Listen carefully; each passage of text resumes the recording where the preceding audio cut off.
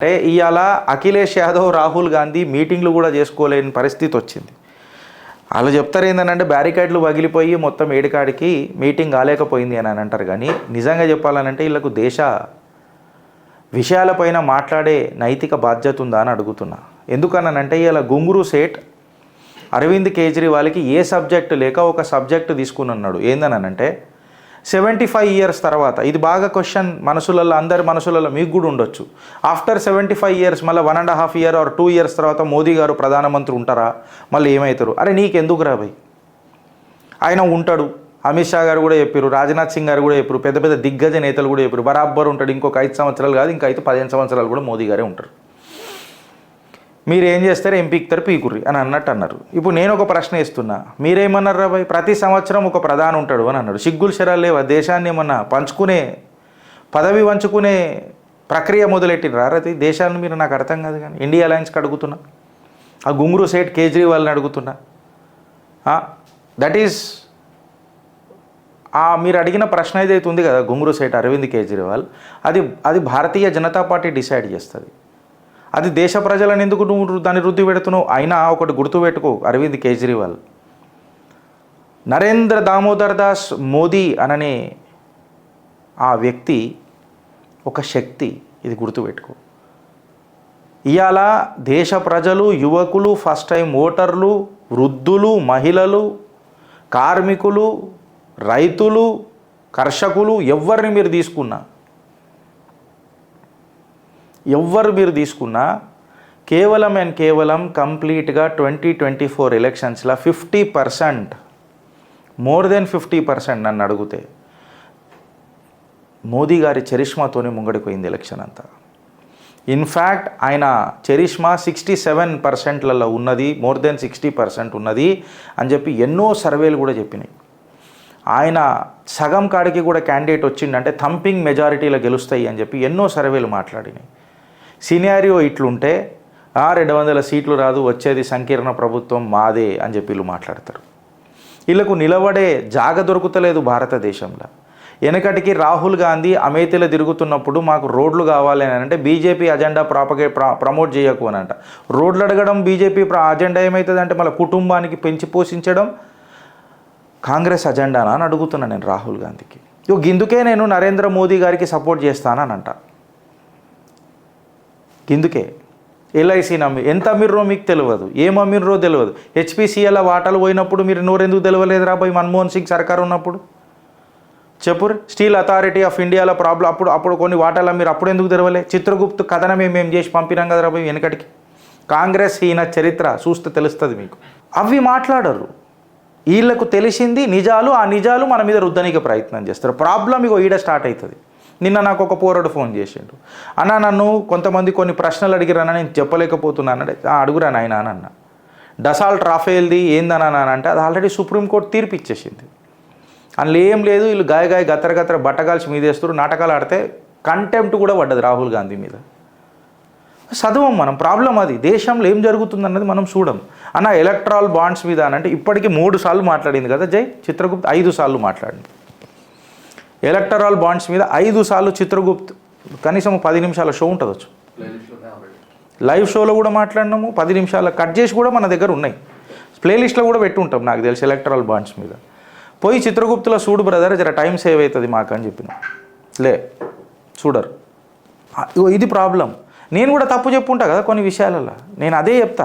Correct me. This is how. ఇట్లనే మనం పైకి లేస్తాం, ముంగటికి పోతాం, ధైర్యంతో పోతాం, ఒక ఆత్మ గౌరవంతో పోతాం. మనం రిఫర్ చేసుకోవాలి కదా. నేను ఏదైనా ఉంటే రిఫర్ చేస్తా కదా ఖచ్చితంగా. మీకు నేను ఆధారాలు ముంగట పెట్టేటప్పుడు ఎంత రిఫర్ చేస్తామొచ్చు. Thanks to my team who does all these things. మొత్తం ముంగట పెడతారు. సామాన్యుడికి ఎట్లా అర్థం కావాలా అన్న తత్వంలో ముంగడికి వస్తాం. ఇన్ఫ్యాక్ట్ మేము అది కూడా మాట్లాడినాం. మాకు ఎన్నో కాల్స్ వస్తున్నాయి దాని మీదనే, అన్న ఇది ఇట్లా అదట్లా. ఇంకా 2 టాపిక్లు నాకు వచ్చినాయి. నిన్న ఒక రైతు ఫోన్ చేసి నాకు చెప్పిండు రైతు ఆవేదన. నేను ఖచ్చితంగా చేస్తాను, వదిలిపెట్టా. మీ ఆవేదన నిన్న మాట్లాడుతుంటే నాకు అర్థమైంది. ఖచ్చితంగా చేస్తా. బస్తాకు వీళ్ళకు బాధ్యత ఏందో నేర్పుదాం పక్కా. జర లేట్ అవుతుంది వచ్చు. నేను దురదృష్టవశాత్తు నాకు అదృష్టం లేదు. నేను రైతు కాలేకపోయినా, though I'm interested in agriculture, but I will still, నేను దాని మీద ఒక డీటెయిల్డ్ రిపోర్ట్ నేను ఆల్రెడీ నిన్న మా టీంతో మాట్లాడినా, నీకు నేను మాటిస్తున్నా చేస్తా. Still I remember Chitrapuri layout నేను చేస్తా, వీఆర్ వర్కింగ్ ఆన్ ఇట్. ఇస్తే మొత్తం చీల్చి చెండాడు ముంగడ పెడుతుంది కదా ఫ్రెండ్స్ మన చిత్రగుప్త ఎప్పుడు. ఇంకొకటి నిన్న ఫోన్ చేసి ఇప్పుడు పొద్దున వస్తుంటే నాకు ఒక మెసేజ్ పెట్టిండు ఒక తమ్ముడు, అన్న దళారులకు 10 రూపాయల కమిషన్లు కొడుతున్నారన్న వెజిటేబుల్స్ అండ్ ఫ్లవర్ షాపులల్లో, దీని మీద డీటెయిల్ ఒక స్టడీ చేయాలన్నా, అసలు ఈ రైతులను ఎవరు పట్టించుకుంటలేరా అని అన్నాడు. పక్కా these are the burning topics of a common man, ఖచ్చితంగా తీసుకుంటాం. ఇంట్లో మోడీ ఏడున్నాడు, ఇంట్లో భారతీయ జనతా పార్టీ ఏడున్నది, ఇంట్లో సామాన్యుడి ప్రాబ్లం ఉన్నది కదా, ఇవి తీసుకుంటాం, ఖచ్చితంగా తీసుకొని మాట్లాడతాం. ఈ 3 టాపిక్లు నేను రాసి పెట్టుకున్నా, మీ ముంగడికి తీసుకొని వస్తా త్వరలో.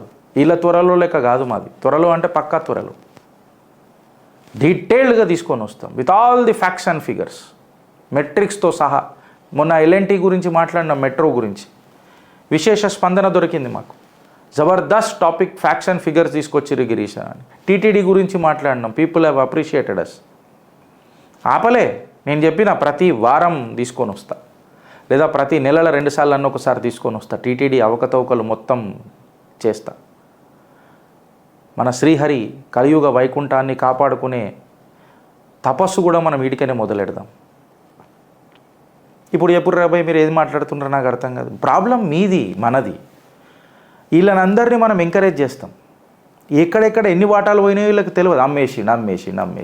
ఏం అమ్మేసిండ్రు రాబాయ్ నాకు అర్థం కాదు. కానీ 4 అన్నదమ్ములు ఉంటారు, ఆస్తులు పంచుకున్నానంటే అమ్మేసినట్ట.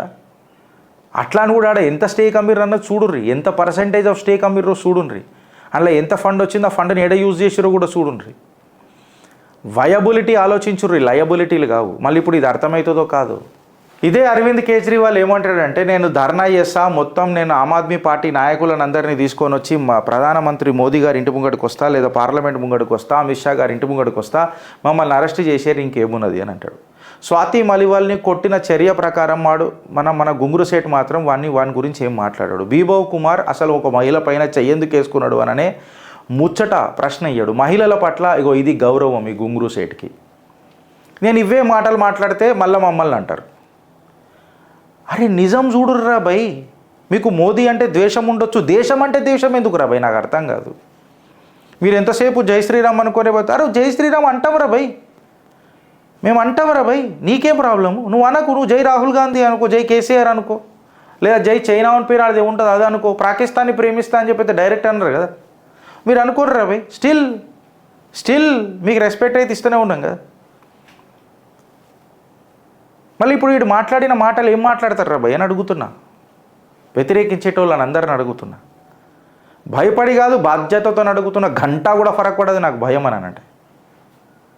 నేను నాశనానికి రెడీ అని చెప్పిన ఎన్నుడు ఈ చిత్రగుప్తుల నుంచి నేను మాట్లాడినా, నేను ఉన్నా లేకపోయినా చిత్రగుప్తు నడవాలని చెప్పిన. గంట కూడా ఫరక్ పడదు నాకు. ఏం మాట్లాడుతున్నారు రా భయ్ నాకు అర్థం కాదు మీరు. మళ్ళీ ఇప్పుడు స్వాతి మలివాల్ అనే ఆమెని కిందేసి తొక్కిండాడు, ప్రైవేట్ స్పాట్స్ మీద తన్నిండాడు. నేను పీరియడ్స్లో ఉన్నా, నేను ఈ బాధ తట్టుకోలేకపోతున్నా అని చెప్పినా కానీ 7-8 పచ్చకడ్లు కొట్టిండాడు. ఇది మాట్లాడితే మీకు మండుతున్నదిరా?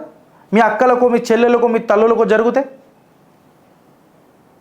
ఇంట్లో కూర్చోబెడతారు అందరినీ. బేటీ బచావో బేటీ పడావో అని మేము మాట్లాడుతుంటే కళ్యాణ లక్ష్మి అని చెప్పి వీళ్ళు మాట్లాడుతున్నారు రా భయ్. ఒక అమ్మాయి అంటే కేవలం ఒక మహిళ అంటే కేవలం అంటే బేబీ ప్రొడ్యూసింగ్ మెషినా మీకు? ఈ ప్రశ్నలు చిత్రగుప్తుల మేము దిన్ దహాడే కులే ఆమె అడుగుతుంటే మీకు బగబగ మండుతున్నది. ఏం చేసిర్రా భయ్ మీరు? అంటే ప్రియాంక గాంధీ మాత్రం రాజకీయాలు చేయొచ్చు, సోనియా గాంధీ గారు మాత్రం రాజకీయాలు చేయొచ్చు, కవిత గారు మాత్రం రాజకీయాలు చేయొచ్చు.